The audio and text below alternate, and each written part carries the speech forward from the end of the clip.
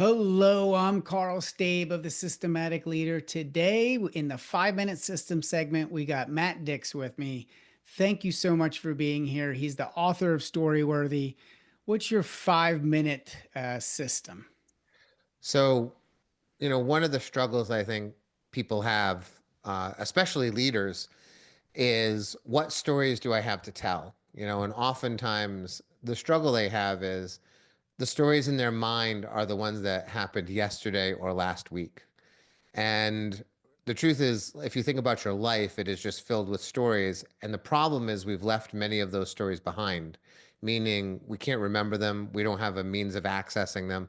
And they're often so useful when it comes to finding a story that might move people in a certain way or motivate them or teach them something. So, something I teach people is called first, last, best, worst, which is an activity you can do to sort of excavate your past in a meaningful way to find stories. And so, essentially, on a piece of paper, on a computer screen, you make a 5 column grid. And those 5 columns, it says first and then last and then best and then worst. And the first column is subject. So essentially, what we're doing is we're acknowledging that some of the best stories we have to tell come from the first time we've done something, the last time we did it, the best time, or the worst time. So I always start with the word kiss, right? So we put the word kiss down and we say, first kiss, what was it? And you write it down. For me, it was a girl named Laura, right? Last kiss, right? It was my wife this morning, Alicia. The best kiss, and then the worst kiss. You can put more than one name in a box. So, you can fill it up. If you've had a whole bunch of best kisses, that's great. Congratulations. If you've never had a worst kiss, you leave it blank, right? And so from kiss, then we can go to something like pet, which is another simple one. Your first, your last, your best, and your worst pet. And depending on who you are and how detailed you want to be, we can certainly explore work life situations like your first boss, your last boss, your best and your worst boss, the first dollar you made, the last dollar you made, the best dollar, the worst dollar. What I really love to do is to throw in words that are unexpected, sort of random words. I often use random object generators on the internet to sort of Mm. generate a word for me. Because what happens is if I say, find a story from your life related to love, you're probably going to tell the same story you've been telling all your life. It's hard to sort of sift through and find a new one.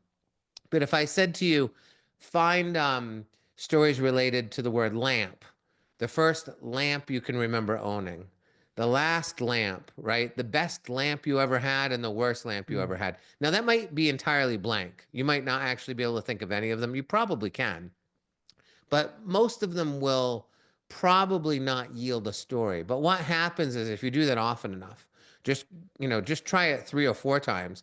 What'll happen is it will bring you back to a time in your life that you have left behind. And suddenly you'll think, oh, that lamp on my desk when I was a kid in my bedroom, right? And that night I was doing that assignment, and suddenly you have a story to tell. And so, if you want to be an effective leader, the best storytellers in the world have the most stories to tell because it means when we're sitting across from someone or we're standing in front of our people in an all hands or we're delivering a keynote, the people that have the most content to leverage will often be sending the best messages, delivering the best stories, providing the best analogies.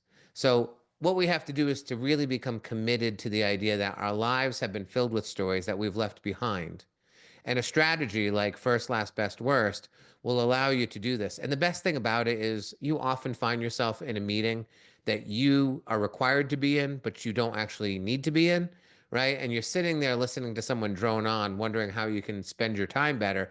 I play this game all the time in these meetings. I pull up my Google Doc, which literally is a giant endless grid of all of these words, and I'll either pop up a random object generator or I'll look around the room and look for an object I've never used before. And then while someone's droning on about something that doesn't matter to me, I'll be mining my life for a new story. And Mm. we play this in corporate workshops all the time. Before I sort of start teaching how to tell a story, I want stories in people's minds. And the results are always like fantastic. People, they start to brighten. I can see their eyes light up when they suddenly find something that they've left behind. And they're Mm. so happy because oftentimes we look back on our life and we don't see enough. We feel like, what have I done? Where have I gone? And the problem is, you've gone to a lot of places, you've done tons of things. You just don't choose to remember them. You don't make a Mm. record of them, you don't hold on to them. This strategy allows you to look back and pull forward the content that you can use in your leadership in the way that you want to move people, in the way that you want to convince people about what you're thinking. I love that. And it may it's funny because I think when you look back, you said lamp, and I just had a lamp from when I was a kid and had this kind of almost like this argyle pattern to it. It just popped in my head and I was like, oh, like we all have these things and we all have ways because stories help us connect, right? And if you're a leader that finds these things and talks about these things, you feel more relatable and people want to share things with you and connect with you. And I think that's just so powerful. Yeah, if you're a leader, you should be telling stories all the time simply because it changes brain chemistry in a Mm. significant way that you can leverage to get people to like you, understand you, feel better about the environment they're in. Like it's kind of crazy not to be telling stories given the way that we know the brain, how the brain works, and how telling a story can change the way the brain works in a way that helps us as communicators. Oh, I love that. And we'll dive deeper into the longer interview because I think I would like to go into that brain science a little bit. Thank you so much. Yeah, my pleasure.